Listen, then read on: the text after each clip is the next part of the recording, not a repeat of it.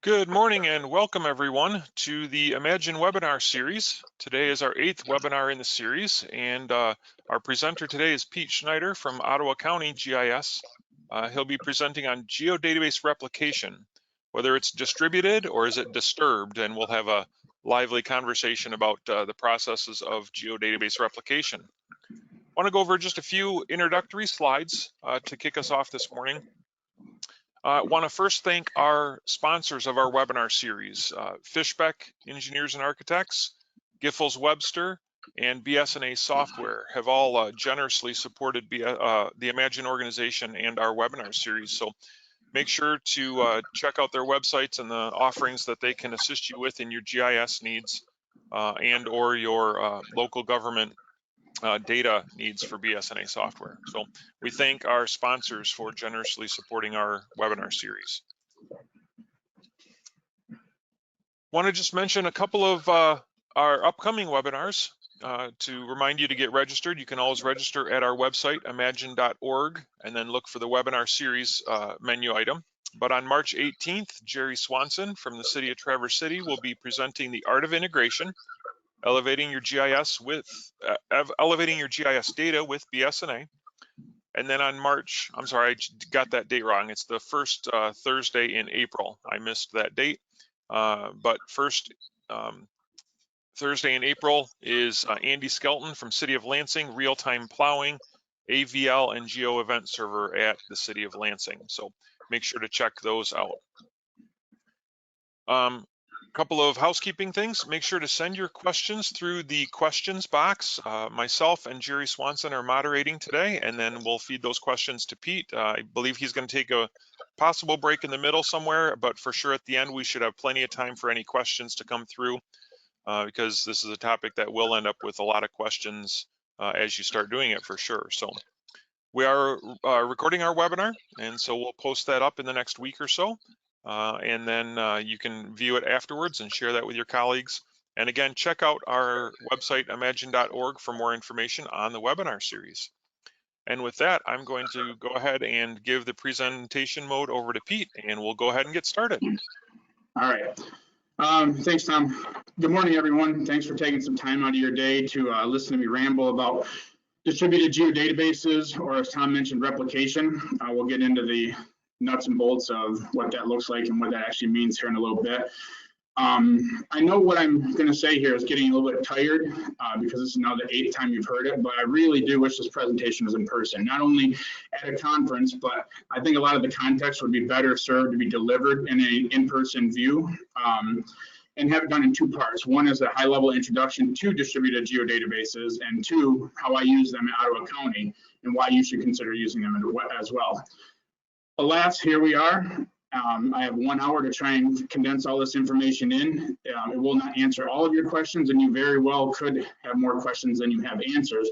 But I feel that this is a very underutilized tool set, and I've considered actually presenting this for a couple of years at the IMAGIN conference, but it's kind of a boring topic off the top. And in order for me to really want to talk about it and get some interest in it, I kind of felt I needed to jazz up the title a little bit and the content.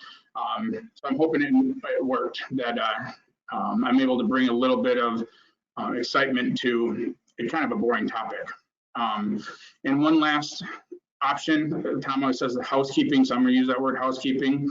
This is going to be the only place that you're going to learn about geodatabase replication, GIS, how that relates to Simon and Garfunkel, the band Disturbed, Genesis, Little Orphan Annie, and Comcast customer service, all in one place. Hang on tight, it's about to get funky, or disturbed perhaps. Before we get into it though, I have a couple polls. In fact, I'm gonna do one here and I'm gonna do one towards the end of the talk, because distributed geodatabases has not been a topic that I have heard talked about in Michigan, or the region really, at all. So I kind of have a poll to send out, if you could, should pop up on your screen here, and I'll give that a second for you to respond. But I just kind of want to get an idea of what the audience exposure is to replication, distributed geodatabases, whatever you might want to call it.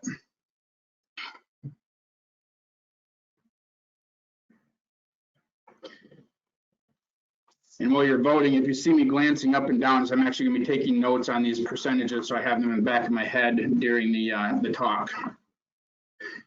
And plus, I'm trying to run all this from the lid of my monitor, so that's always interesting as well. All right, we got 85% of votes coming in, almost 90% of votes. I'm going to go ahead and close it right now. And so those results should be showing on your screen. It looks like about 35%, as the majority, have heard about them, but they're not familiar with it. 29% are interested in using them. 18% have no exposure, and 18% are currently using distributed geodatabases. I'll be honest, the 18% that are currently using distributed geodatabases shocks me. I would love to know who those other 18% are, because I did not vote. So with that, let's get into it here. Just I gotta minimize some of my screens here. Okay, so what are distributed geodatabases? First, I think we need to clarify what that means. A distributed geodatabase is an Esri term for a replica. Well, what is a replica? Dictionary.com has a couple of definitions for it. I'm in particular in reference the second one here. Any close or exact copy or reproduction. That's kind of what we're going for here. Before I get any further, if you see anything underlined in red, that is a link. So I've embedded links into several different aspects of this presentation, so you can pull up that information and where I found it, so you don't have to go digging for it yourself. Now, replication is basically moving copies of data, and we can generally assume that distributed geodatabases, which is an Esri term, which that equals replication, which basically distributed geodatabases equal moving copies or close copies of data. And you'll also, if you dive into replicas, you'll see the term DBMS replication. It's important to know that distributed geodatabases does not equal DBMS replication.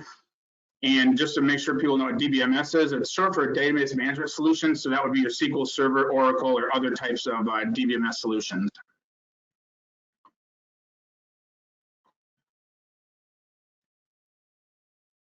So there are three types of replication. One, we do this all the time, is a copy and paste. It's not a formal type of replication, but it does constitute replication, that you're basically creating either an exact or near exact copy of the data.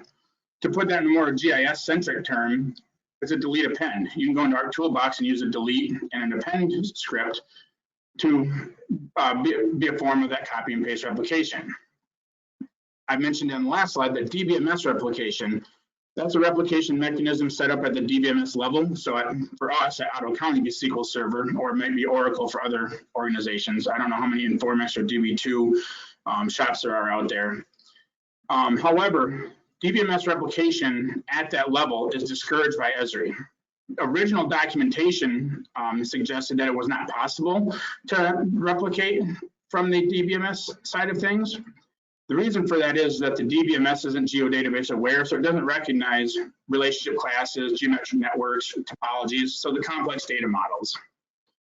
And oftentimes, if you have something you want to replicate, you're going to want to have those those relationship classes and those complex data models copying over to your child database.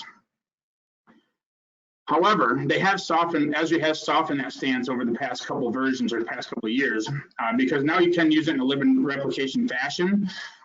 So if you were to go to an IT department or you speak to a database administrator and you mention replication, they're probably going to think you're talking about replication at the DBMS level. However, you might be talking about at the actually distributed geodatabase. So there can be some language barrier or a translation issue there.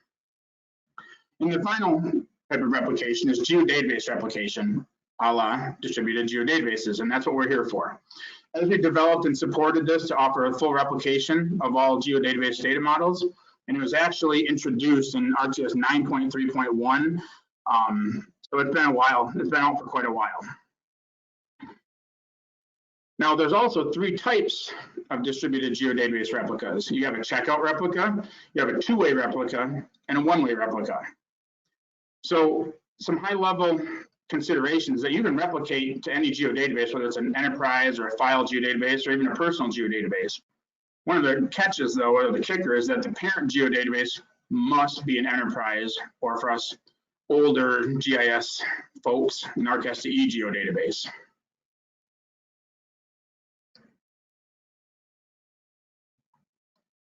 So what are some scenarios for when replicas might make some sense?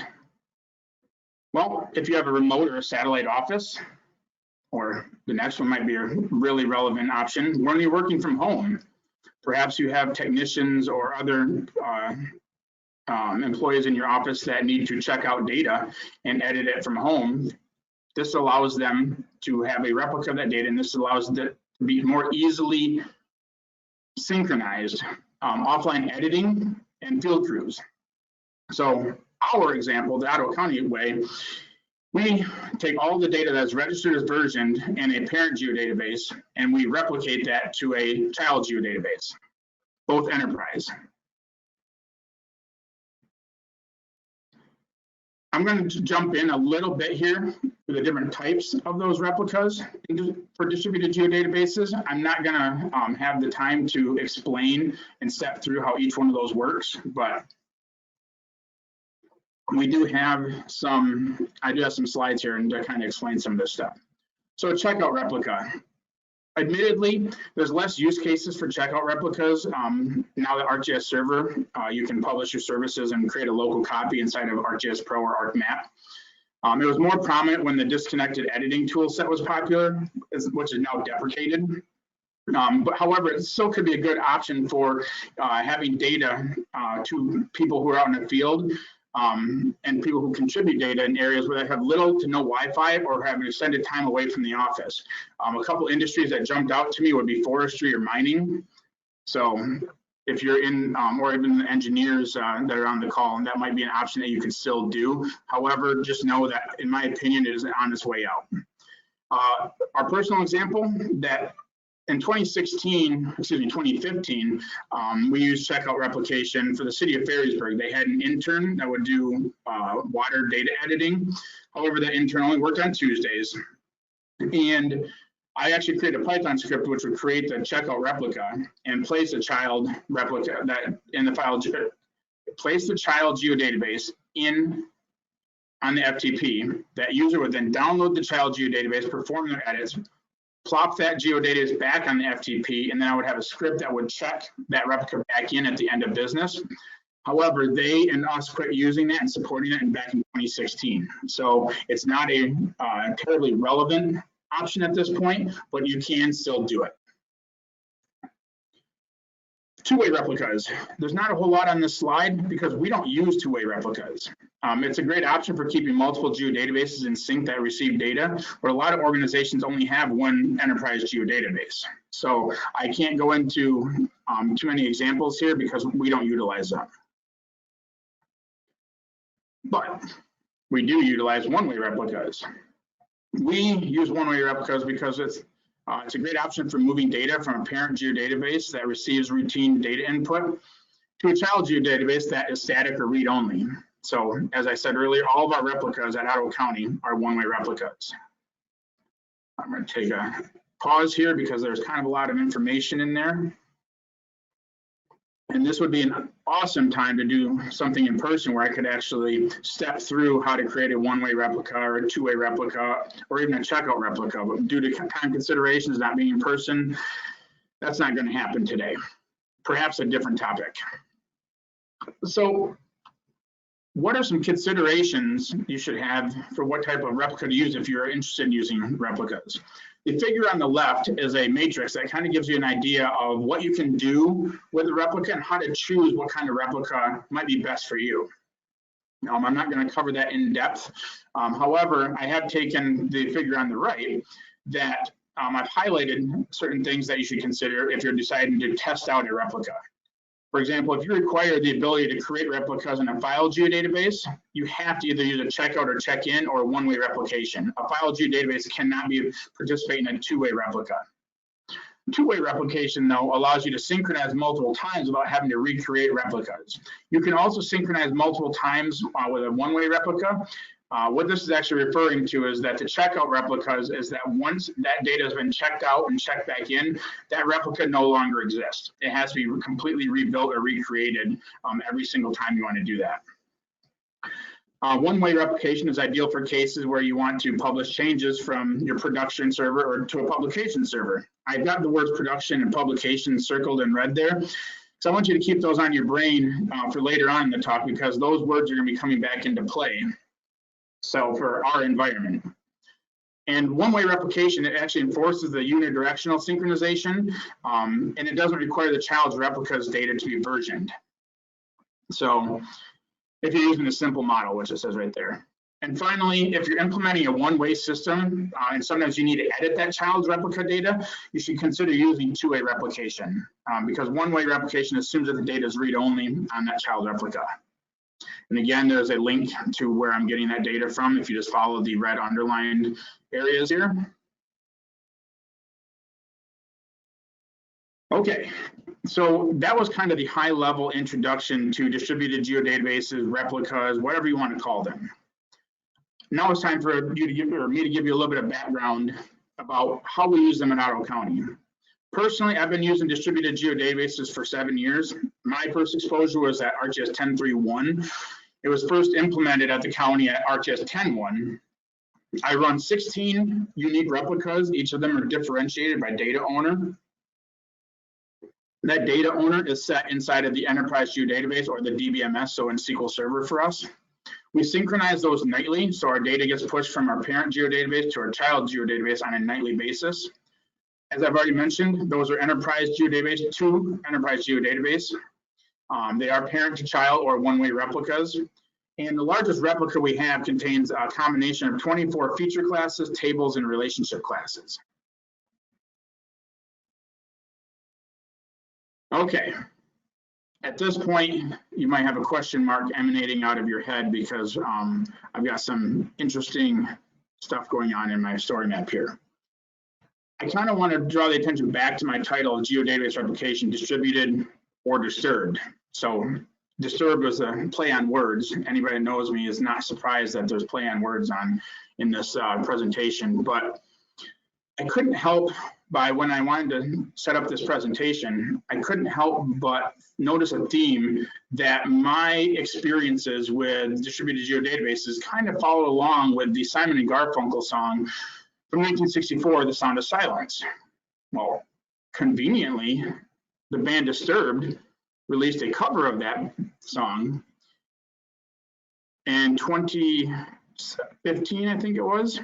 So you could say that Disturbed created a replica of the Simon and Garfunkel version. Now, there's other parallels in here, and it actually comes down to some of the actual lyrics in the song. When things go awry, the first lyric in there, and I'm not going to sing, I'm just going to say it, is, "Hello, darkness, my old friend." Those are the words that go through my head when things go bad, because it's like you're entering into a twilight zone and you need to figure different things out. Now, the last line of the song, though, is when things are going well, and no one dared disturb the sound of silence. A lot of times with GIS and geodatabase replication is no different. When things are working, you kind of want to keep them working. And if you can hear that, I whispered that you kind of want to keep them working. So using Esri's distributed geodatabase tool set has left me yearning for that sound of silence, or on the opposite end of the spectrum, worrying about the sound of silence. Allow me to explain.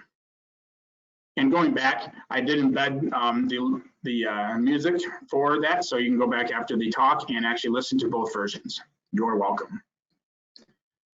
So there are 3 ways to build a replica. You can go to our toolbox, data management tools. There's a distributed geodatabase toolbox, which is on the left. And you can see there are lots and lots of tools in there. And chances are, most of those don't mean anything to you, because you're actually going to have to use the help to see what they actually do. They're not terribly descriptive from the labeling. There's also a distributed geodatabase toolbar, which is below, and that's available inside of ArcMap or ArcGIS Pro now, or you can do it through Python, which is below. So how do you create a replica? Well, I just said that there's 3 ways to create a replica. First, You can use the create replica wizard. Excuse me, I'm going to back up so I can get it back here. Art Toolbox, which is below. So if you go into Art Toolbox and create replica, this is a pretty standard tool that allows you to say, I want to, what replica data sets, and in this case, I've added a bunch of data for cemetery data. And of course, because we're a one-way shop, we do one-way replicas. And I want to replicate that to a different database. I have a replica name. And then everything under advanced settings, that's all default. I've never changed any of that. I've never needed to. So you could run that, and then it runs like any other Art Toolbox tool, and it will let you know if it succeeded or failed. And if it does fail, it won't give you a whole lot of information, kind of like a lot of toolbox errors, but I'm digressing at this point. So on the left, though, is the Create Replica wizard, and that's a great location to start with creating a replica. However, it's a little bit different. You have to actually add the data to ArcMap or ArcGIS Pro if you're into that now. Use the Distributed Geodatabase toolbar, and there's a Create Replica button on there, and that opens this Create Replica wizard. Well, in here, you can just kind of read it like a story. What do you want to replicate? I want to replicate data. Okay, what database do you want to replicate this to? I want to replicate it from this database to this database, and that's the actual location of the database connection. And what do you want to call it? Cemetery replica. There's a checkbox down here for showing advanced options for overriding replica defaults. I always recommend checking that box, because if you don't check it, it will automatically take you to a summary page and allow you to hit finish. And there's a lot of, there's upwards of 3 different windows in that wizard, which in my opinion, make the replica work a lot better if you step through that. So make sure that box is checked and step through the wizard. Or finally, you can go into Python and build it. And building in Python is not terribly fun. This is pretty messy, as this was just exported out of Model Builder. So my actual scripts look a lot cleaner than this, but it still gets very busy very fast. This is the part of the presentation where I wish I could actually cut away and create a replica and show how it works, but not this time. So how do you manage those replicas once they're created? Well, there's a replica manager. You can actually find that if you right click in the admin database connection in your DBMS or your enterprise geodatabase, and you have a manage replicas option. Well, that opens up the replica manager, which is on the left. And you can see this is a shot of my replica manager, and as many as I could fit in there. I think it might all be all of them. Yep, all 16 replicas that I run in there. You can see the name, you've got the owner, the type, you got some other information in here, and the date created. So I actually just got done rebuilding those not too long ago. Likewise, if you have data that's in a parent geodatabase and it's in a child geodatabase, well, how do you move that data? Well, you synchronize it. In the same figure, you have the synchronized changes. Well, that brings me down to the synchronized changes wizard. Similar to the create replica wizard, you kind of just read it like a story. The wizard allows you to synchronize changes between replicas. The geodatabase one, you cannot change because it's already determined for you. You choose a replica to sync. It's actually a drop-down box, and then you can choose which geodatabase you want to replicate that to. It will auto-populate that based on the logistics or the metadata that you created the replica with. Otherwise, if this is pointing to a wrong location, you can always use the browse button to point to the correct database location. And then there's a synchronized direction if you want to go from 1 to 2, so on and so forth. Then you hit finish. And those replicas typically only take a few seconds. So why replicate? One, you can script it to run on a schedule. And 2, replication only moves data that's changed. So it actually looks, because of that data has to be registered as version, so it actually looks at the adds tables and deletes tables. And some of this, at this point, I'm going to start getting into some geodatabase administration terminology, and that's a very slippery slope for this conversation. That's a completely another topic, and I don't want to give too much geodatabase administration sidetracking into this, but they go hand in hand. So it's something to be aware of, that you should have some geodatabase administration experience if you're going to utilize distributed geodatabases. So why and how does Ottawa County use those? Well, as I mentioned earlier, a couple slides back, we have 2 enterprise geodatabases. And here's where those little red ovals that I mentioned to keep on your brain come into play. We have production SDE, that's a database, which is intended for all of our data editing and collection and data ingestion. And we have a largely read-only database, publishing SDE, which is intended as a repository for view-only data. That's where the bulk of our read-only services and anybody who's a viewer accesses their data on a minute-to-minute, hour-by-hour, day-to-day basis. So our parent geodatabase is production SDE. Our child geodatabase is publishing SDE. It's no coincidence that those are named the exact same words that as we use in that example, production and publication. Synchronizing or using replicas keeps our publishing SDE database fresh with data updates on a nightly basis. All those changes that are made to that production SDE geodatabase are synchronized via Python to publishing SDE starting at 12:45 a.m. This also keeps the individual feature class schemas in sync without manual operation, which is really handy. And I didn't get into that too much with this story map or this presentation, but what I mean is if we need to add a field or change an attribute or add a domain or any of that stuff, all of that stuff replicates over and I don't have to redo that on our geodatabase, our publishing SDE geodatabase. That manual automatically happens every night and we do a schema check. It's really handy. So ultimately, each night we automatically synchronize all data changes, compare and import any new schema changes, compress the geodatabase, and analyze indexes so that each morning Ottawa County staff and any users for our web applications have a theoretical peak performing geodatabase. Now, as I mentioned with geodatabase administration, how does this replication affect the enterprise geodatabase? Well, first, each replica is treated as a version in the enterprise geodatabase. No different if you're going to have a user editing parcels or utility data or any version, it's going to show up in that SDE.versions table.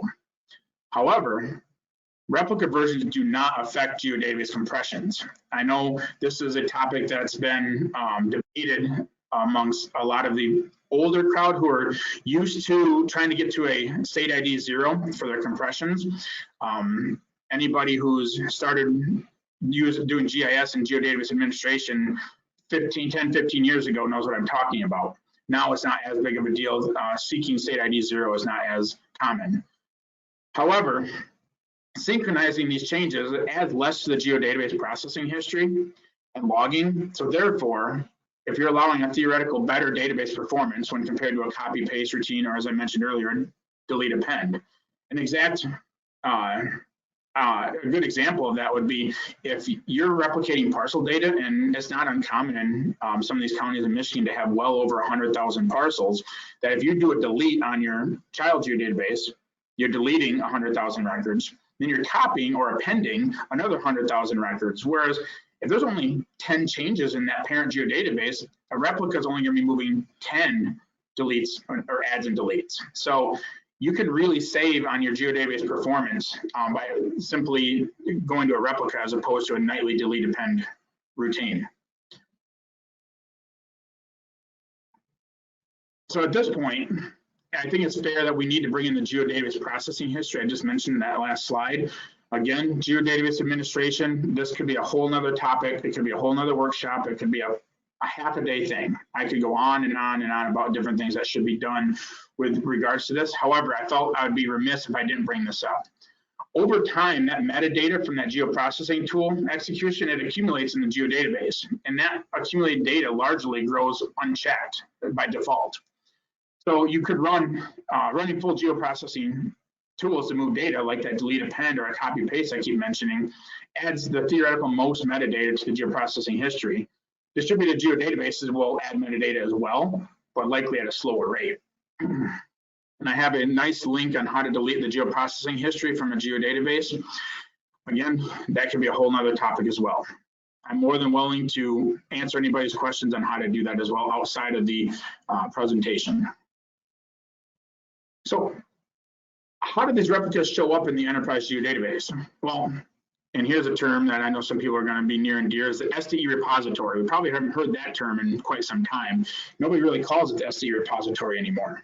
But there's the SDE versions table, which shows all replica versions. And you can see by the figure on the left, this is the SDE versions table in SQL Server, so our DBMS. And you see 16 versions out there. Sync underscore send underscore some digits, another underscore, and 38, 25, or 39 different numbers in there. Those sync sends are a one-to-one match to a replica, which is in the replica manager, which we talked about in slide 12. So each time the replicas are synchronized, whether you do it manually through that synchronized changes wizard or automatically through Python, the state ID field will change to the current state. So as this screenshot, that state ID was 0. And I know somewhere Brooks Kelly is smiling, and that we were able to get state ID 0. So with Esri in ArcGIS, what is the catch? Well, hello darkness, my old friend. For every positive, there's a negative. You can't have yin without the yang. Kind of all those cliches. Anyone who knows me knows I'll give you both sides of the coin. I'll let you make your own decisions. So here we go. And if you're from Esri on the call, you might want to put your seatbelt on. First, going back to that replica manager, can I speak to that manager? No, you can't. When you create a replica and give it a nice descriptive name, like say transportation replica, the replica manager in particular, it doesn't care. It's like Comcast customer service in that regard. And for the record, Comcast was named the most hated company in America in 2017 by PC Mag. So that descriptive name, transportation replica, that you gave your replica does not actually show up in the versions table. So we see a transportation owned version in here, but it's called sync underscore send. Well, that's really annoying. So basically, we're just giving this an alias. And I've yet to find where that alias is in the SDE repository. So if for some reason something happens with this transportation replica, or in the case that I'm going to get into in a little bit, I'm skipping ahead a little bit. What happens if you have multiple owners? So I have 4 utility-owned replicas in here. How do you tell which one is which? Because these sync sends aren't unique at that point. Or they are, excuse me, they are unique, but you can't easily relate them to that alias from the replica manager. So this is where I need to continue to the next slide to find out. Multiple replicas per data owner. Originally, I built replicas with all the data that needed to be replicated by data owner. I had a property replica that had upwards of 40 feature classes and tables in there. And anybody who is in a county or maybe even a city that has to do assessing and parcel data, you know that you can have a lot of records, especially if you're in a parcel fabric. You can have a lot of lines, you can have a lot of polygons, and you can have a lot of annotation and parcel dimensions. Those numbers add up quickly. So if you were to run the create replica tool, it could take hours for that data to copy from the parent geodatabase to the child geodatabase. And the longer the creation time to the replica, the more likely that another process could deem it expendable and kill it. Because one thing that can happen with SQL Server is if you have a long-running process and something else needs them resources, well, your process could get the axe. And if it does get the axe, then you don't have a whole lot of options at that point. You have to start over. Well, when those would fail after taking an hour, 2 hours, maybe longer to create, I decided I had to break those up because I couldn't afford to be spending 2.5 hours babysitting a process that doesn't have any logging to tell me what status or state it's at.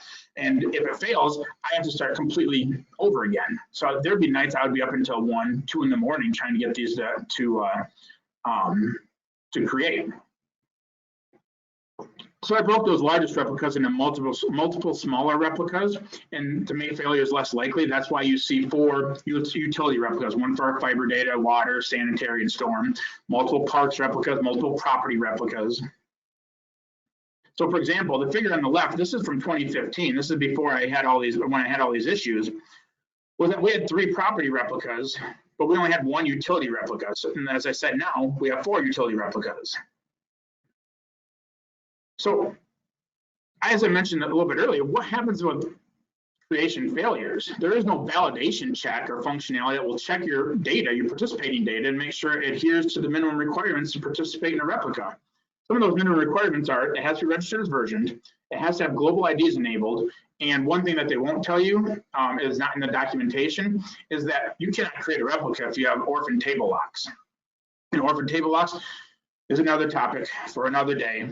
So I can get into that as well, but that is something I run into quite often. Now, if that create replica process fails, the process doesn't roll back any work, and that's problematic. It leaves you in a half-done state almost, where what actually happens, and this is a pro tip, that data in the destination or the child geodatabase will appear in all caps. If it's in all caps, that means it's only partially there and it's correct. You can't actually access it. It's only partially loaded data. You need to delete the data out of the child geodatabase, rerun the, figure out the problems with why the replica failed, rerun that replica creation, and then reapply your privileges. So there's also complex data model inconsistencies. And one of the nice things about distributed geodatabases, as I mentioned in one of the first slides, is that you can, that's why you don't use DBMS replications, because those complex data models, the topologies or the geometric networks, those are not geodatabase aware in the DBMS. So that's why you use distributed geodatabases, so you can move that data. Well, I have experienced in several different versions the inconsistencies that you can, one geometric network will copy over and another one won't. The replica will still work. It's very hit or miss, and I've not been able to determine an issue with that. Now, in fairness, in our situation, our organization, we don't need the geometric network or the topology to copy over to a read-only database for everybody else, because that's what it's there for, is in the production database for when it's being edited. So it's actually not that big of a deal. Now, I bet you weren't expecting Little Orphan Annie to show up here in a GIS and Geodatabase Replication talk. Well, here she is. So unregistering replica. If you usually need to add a feature class or a table or data set to a replica, you can't just add it. You have to unregister and rebuild that replica from scratch. So you have to unregister the proper orders. You have to unregister the child geodatabase first, and then the parent geodatabase. However, more frequently than anyone would like to admit, replica versions lose their connectivity to the rest of the SDE repository. I call these orphaned replica versions. I call a lot of things orphans apparently, but orphan replica versions are easy to miss, because if you're not a DBA or you're not familiar with the SDE repository, you're not going to know that there's an orphaned version record in there. And they don't show up in the replica manager, because that replica manager is not a one-to-one live look as what you see in the versions table. And there's no tool to tell you that they exist.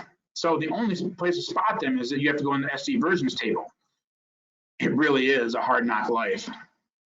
And testing has proven that the proper unregistered order, so unregistering the child geodatabase first and then the parent geodatabase, it has no bearing on if a version has become orphaned or not. It's likely, in my opinion, that the version ideas or other connecting information inside the DBMS has changed in that repository. So, but what do you do with that orphan replica version? Unfortunately, you can't find the version nice, rich, adoptive family, doesn't have a happy ending. It needs to be deleted.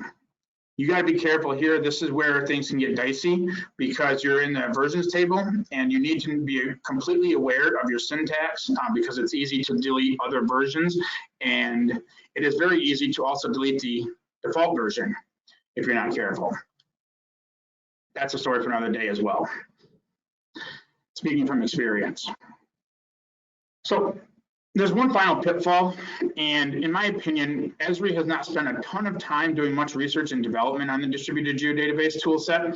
When I was in San Diego for the 2017 Esri User Conference, I attended 2 sessions about the distributed geodatabases, and I discussed my troubles and suggestions with the personnel on that team.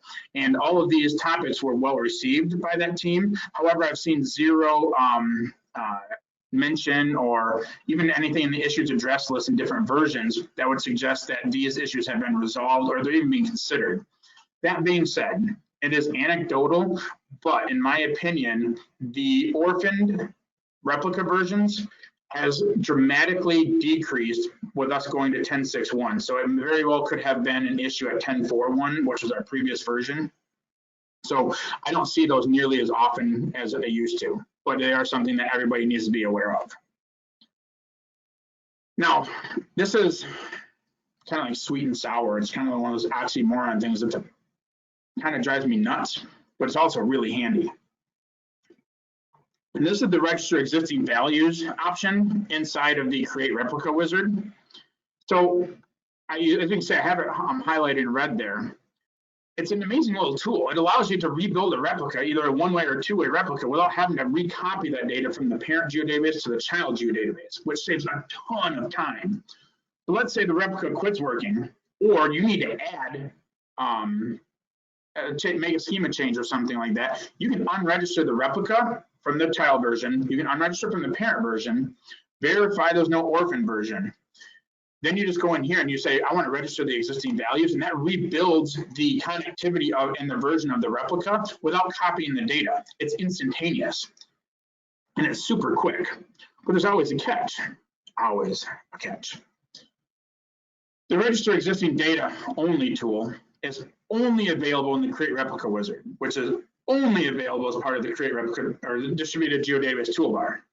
It's not available in the ARC Toolbox tool or via Python. It's simply madness and maddening. So before I get in my next slide here, I want to send out one more poll. And I know I've covered a ton of stuff here, and I'm going to send this out. One of the things I have long assumed is that people weren't using the distributed geodatabase tool set in Michigan, because I had never met anybody else that was doing that. And recently I've actually introduced a couple people to it. They're not doing it to the level I am, but they're also not experiencing the level of issues I have. And so I'm going to send this out. Should be seeing that now. And basically it says, would you be interested in IMAGIN or us hosting a some sort of email or a thread or a forum or anything on how to use this data? Because as you can see, I've kind of skipped around a lot because this is a very large topic, and I'm going to, hopefully this will show up on my screen here. So the actual technical paper, this is what I learned from, which was from June of 2007. So that's what I learned, and most of that stuff largely hasn't changed, and that goes back to my research and development comment. And so if there's people that are willing to learn about this stuff or organizationally get suggestions, that's something that we can leverage, because right now I don't have anybody else to bounce ideas off of, and there's somebody else on the call that I've been working with, and they've actually experienced different things than I have, and all I can tell them is that sometimes things just don't work, and I don't know why. And you can spin your wheels and try and figure it out, but you're probably better off just rebuilding the replica and clearing that all out. So I'm going to close this out here. So it looks like almost 60% of you would be interested in learning more about this or having some sort of platform to learn more about this. 32% are unsure, and that's completely understandable, because you're going to have to do some soul searching to see if this is an organizational need. Every organization is going to be different in this regard, and especially, and I mentioned this earlier, that if you are a single person GIS shop and you have to go through IT for all your database maintenance and everything, this might not be a great option for you, or if you're not comfortable working with geodatabase administration. So, all right.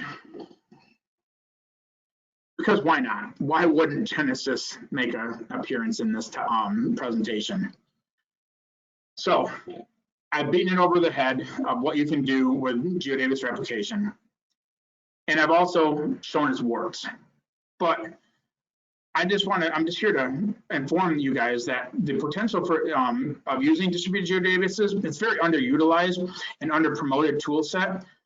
Ultimately, with our replicas, I know that my data is moving from one geodatabase to another every night at 12:45 a.m. I know that any schema change will also find its way to the child geodatabase. I've had replicas that have worked without so much as me looking at them for 4 years without so much as a rebuild. These replicas take less than 4 minutes to synchronize each night, and that's total between all 16. So it's not 4 minutes per replica, it's 4 minutes total. And that includes the importing and changing of any schema changes. If you compare that to a copy, paste, or delete append routine, sometimes those can take 10 or 15 minutes to do a delete append. Replicas give our geodatabase better performance, as there is less information being stored in the geodatabase processing history.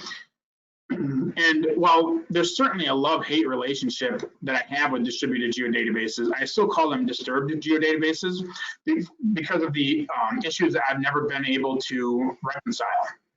However, I've learned to love and hate that sound of silence with my replicas. So with all this information, I hope you take the time to see if Geodatabase Replication is right for you and your organization. And hopefully I haven't thrown you into the land of confusion, which was conveniently released in 1986 by Genesis, and of course replicated in 2005 by none other than Disturbed. At this point, we can move into some questions. My contact information is at the bottom here. Feel free, if you have questions, to shoot me an email. I have my phone number there. I don't know why, because if you call my desk phone, it's probably not going to relay to my cell phone. So, but you could leave a voicemail and I'll get to it in 3 months or something like that. Well, thank you, Pete, for presenting all that. Lots of information there, and obviously a lot of high-level details. Obviously, when we get into the nuts and bolts, that's where some of the further discussions will come. So, several fun questions and requests for you that we'll start with is the Sound of Silence your favorite Simon and Garfunkel song? Admittedly, it's the only one I know. Oh, there you go. And Chad would really like it if you'd sing it, please, but I don't know if we want to do that today. I'll spare you. Yeah. One of the questions was, what's the advantage of two-way over one-way replication? And I know you don't use the two-way, but can you speak to that a little bit? Sure. So in my opinion, if you're going to use two-way replication, first you need to have 2 enterprise geodatabases. And that's a limiting factor for a lot of people or a lot of organizations, because a lot of organizations don't have 2 enterprise geodatabases. But if you do, you would want to make sure that you're having data being ingested into both geodatabases, because if one of them's more read-only, then it doesn't make any sense to have two-way replication. So therefore, with one way, we set it up so that we would have all of our data being ingested, whether it's being edited via a web application or by ArcGIS Pro or ArcMap or whatever, or wherever it might be loaded into, that we've loaded into one database and it's automatically going to push to the other database. So that leaves that as a read-only. So it allows us less connected users, and it tries to give our editors and data contributors the theoretical, and I say theoretical a lot, theoretical peak performance, so that we're not bogging down that database and that server with people who are simply viewing the data or other web applications.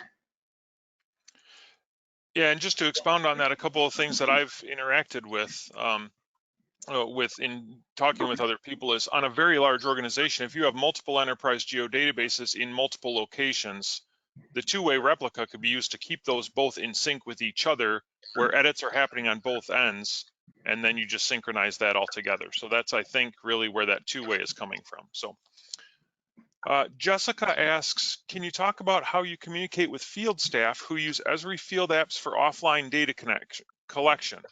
Example, notifying them to sync the data when there's a schema change or a disruption for maintenance. Any recommendations to more effectively communicate without overloading them with emails or causing frustration or distrust in the process? Good luck, because it was an absolute headache dealing with check-in, check-out replicas. And this is not a knock against field staff, but this is a hard concept for a lot of people to comprehend, because they don't understand that if they don't check their data back in this regard, so if they have a checked out geodatabase, but if they don't check it in, that in my opinion, how I'm going to set it up is that I'm going to check that replica back in, and then all of a sudden any changes, if it's not there, if their geodatabase isn't there to check back in, then all of a sudden their data is gone. That chain is broken. They cannot be loaded back in without you manually going in and taking it and loading it in manually. So it's, when I dealt with the city of Ferrisburg, it was very much, I stipulated that if the data isn't there by the time that script automatically runs, that you're kind of SOL, is that you need to, we're going to put the onus on you to make sure that your data is there. Other recommendations on that is that at this point, I probably don't have a recommendation to use a check-in, check-out replica, because they have limited use case at this point. And if you have other options, if you have ArcGIS Server, and I don't actually know your organizational setup, but if you have ArcGIS or Server at this point, it's a whole lot easier to just create a local copy through ArcGIS Server, through ArcMap or whatever they're using that in, and editing that data. And that still puts the ownership on them to make sure that data is there. And it kind of absolves the GIS team or IT or whatever department you're in from messing that stuff up. It empowers, it shouldn't be enables, it empowers those people to do it themselves. All right. Several comments have come in and just saying thank you, Pete, for communicating this without too much database admin and keeping it high level so we can understand that. So thank you to that. A couple of recommendations on some new song references for your story map. So make sure you get those. And then just a comment, let's see, Ray says, beware replication is not available with branch version data. Looking forward to when that functionality is available, maybe with 10.9 in August.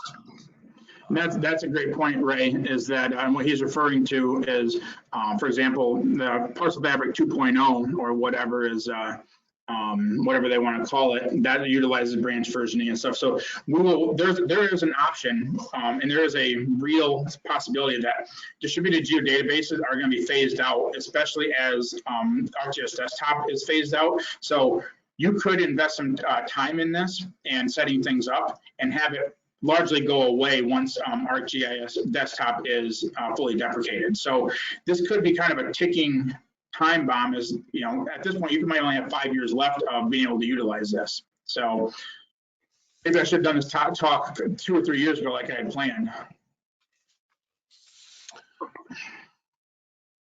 And I think that's all the questions I'm seeing that have come in. Again, several thank you comments, and we appreciate that.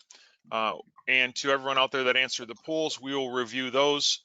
Pete and I will take a look and try to start figuring out, because he's been telling me a lot about how to do replication, and I've been implementing it for Muskegon County, and most of it's going well, but it is hard because there's no documentation, and what works for Pete doesn't work for me often, and vice versa on how to get these things to work. So, but it sure is a time saver when they are working properly. So we will look at getting set up some communication channels about how we can set up some user forums or discussion groups, that types of thing. So with that, I'll take back presentation slides here